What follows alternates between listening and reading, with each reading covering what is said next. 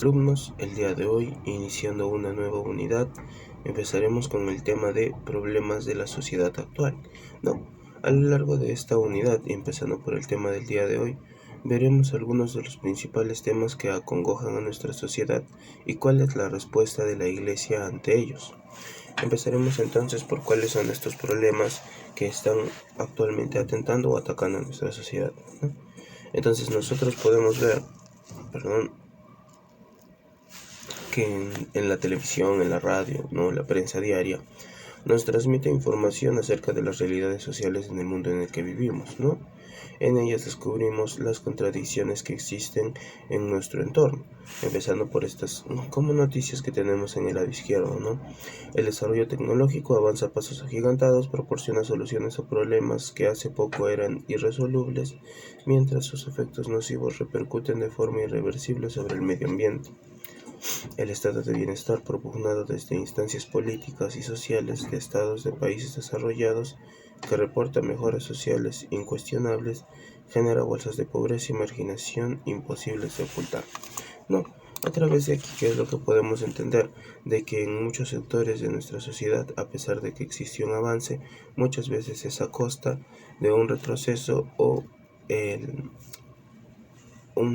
que se dañen otras partes, Entonces, por eso entendemos un poco que existen contradicciones en el desarrollo social, y es que no todos crecen a la par, ni todo se mantiene bien conforme existe este crecimiento, Muchas veces se dañan otras partes del mundo o de la sociedad a la par que otra parte crece o incrementa su avance. Ahora tenemos algunos datos extraídos de Manos Unidas, que se encuentran en el lado derecho, y son algunos datos que expresan pobreza, hambre, desempleo en todo el mundo. Esto es extraído desde la organización Manos Unidas. Es una ONG que se encarga de ayudar y apoyar a las personas, Entonces, ante todas estas circunstancias y problemas, el cristiano tiene que ser consciente de lo que ocurre a su alrededor. No debe vivir aislado ni ajeno a lo que sucede fuera de su entorno más próximo. Se sabe hijo de Dios y por tanto hermano del resto de las personas. Ve y siente como los suyos las injusticias, el dolor y la muerte de otros seres humanos. La realidad social le interpela e inmediatamente le pregunta: ¿qué debo hacer? ¿Qué puedo hacer? La respuesta clara la encontramos en Jesús, en su vida y en su mensaje. El cristiano sabe que su fe en Él le lleva al compromiso social de transformar el mundo, para que éste sea la verdad, más justo y más solidario, según los valores del reino de Dios. Es lo que veremos en esta unidad, Analizaremos primero los problemas sociales más importantes de la sociedad actual. Veremos después cómo la Iglesia Católica, con su mensaje social, indica a los católicos el camino que se ha de seguir para dar una respuesta eficaz a estos problemas y necesidades. Finalizaremos la unidad examinando el compromiso social de los cristianos desde un punto de vista individual y asociativo. Entonces, más o menos con esta primera parte introductoria, entendemos todo lo que vamos a analizar durante esta unidad y todo lo que vamos a desarrollar, los problemas y la respuesta de la Iglesia. Entonces, empezaremos con los principales problemas de la sociedad. En el umbral del siglo XXI nos enfrentamos a un mundo dual. Al mismo tiempo que los países industrializados alcanzan cuotas de desarrollo cada vez más altas y son cada vez más ricos, los estados menos industrializados o en vías de industrialización son cada vez más pobres. ¿Y esto a qué se debe? Al simple hecho de que a la vez que unos crecen, abarcan un mercado que probablemente otros más pequeños tenían, y de esa forma van supliendo. Los más ricos abarcan un mercado más grande que los más pequeños se quedan sin tomar, Por otra parte, se generaliza la idea del mundo como una aldea global, pero proliferan los focos de racismo y xenofobia. Incluso las actitudes personales ante estos hechos están divididas, Por cada persona que se afilia al "esto no tiene arreglo", hallamos otra persona comprometida en mitigarlos y solucionarlos. El mundo está dividido en dos: quienes buscan solucionan las cosas, quienes simplemente aceptan el problema y van con la corriente, ¿no? Entonces empezamos a analizar nuestros problemas. No, evidentemente no vamos a poder abarcar todos los problemas que existen en el mundo porque son interminables, pero vamos a tomar algunos de los más importantes, como son los problemas sociolaborales, la desmotivación política social, la crisis de valores y el relativismo moral, el hambre en el mundo, las tensiones internacionales y el deterioro medioambiental. Empezando con los problemas sociolaborales, dada la complejidad de las estructuras socioeconómicas actuales, ¿no? Y la problemática que se genera, es algo imposible presentar un análisis pormenorizado y exhaustivo de todos los problemas que hay, ¿no? Nos acercamos por tanto a algunos de los aspectos más significativos. El desempleo.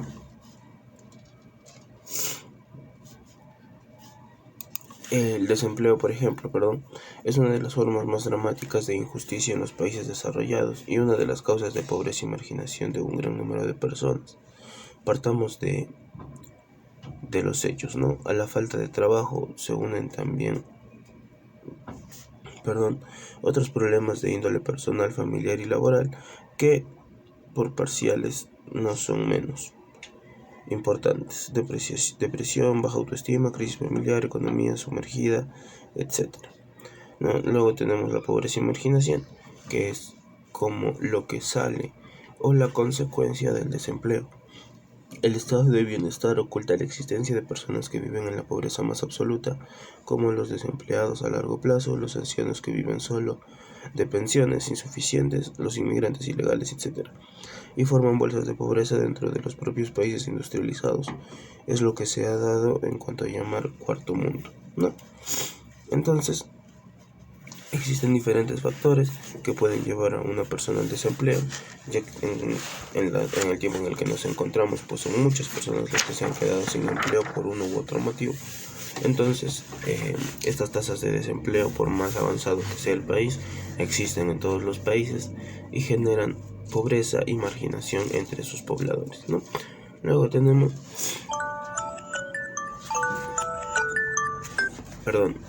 la falta de motivación política y social. Muchos sociólogos han denominado nuestra época la cultura de la crisis, por la cantidad y variedad, complejidad y globalidad de los problemas a los que los hombres y las mujeres contemporáneos se enfrentan. A ello se une también la caída de grandes ideologías, la mentalidad pragmática que busca soluciones al presente más inmediato, la sociedad de consumo que limita la participación social del individuo a producir y gastar, y la mentalidad hedonista que delega en otros la consecución de logros sociales. Dicho de otro modo, los problemas cívicos y sociales no nos rodean, son tan grandes que no se les ve solución, no fácilmente, por lo cual difícilmente nos comprometemos a afrontarlos. Ahora pasaremos con la crisis de valores y el relativismo moral. Junto a los problemas sociolaborales y la desmotivación política y social, aparecen también la crisis de valores y el relativismo como característica del mundo actual. La crisis de valores. La sociedad es hoy una colectividad plural. Este pluralismo que promueve el respeto y la tolerancia hacia las convicciones de los demás tiene como contrapartida la confusión en el plano ideológico y moral, y también la indiferencia ante determinados valores como la fe en Dios, la trascendencia, la religiosidad, la responsabilidad, la fidelidad, el respeto, etc. No, el relativismo, los continuos cambios que se producen en nuestra sociedad y la rapidez con que suceden hacen extender la idea de la inexistencia de verdades que sean objetivas y permanentes. No, el relativismo reinante apela a los aspectos más subjetivos y valores que conducen, en muchos casos, a la imposibilidad de tomar una postura clara ante los problemas de la sociedad. El hambre en el mundo. El problema más acuciante de la sociedad actual es el hambre junto a la pobreza en la que viven 2/3 de la humanidad. Esta amplia franja del planeta incluye países con características y recursos naturales muy diversos. Se puede afirmar, no obstante, que no hay escasez de recursos en el mundo, sino un reparto injusto de ellos. Luego tenemos las tensiones internacionales, ¿no?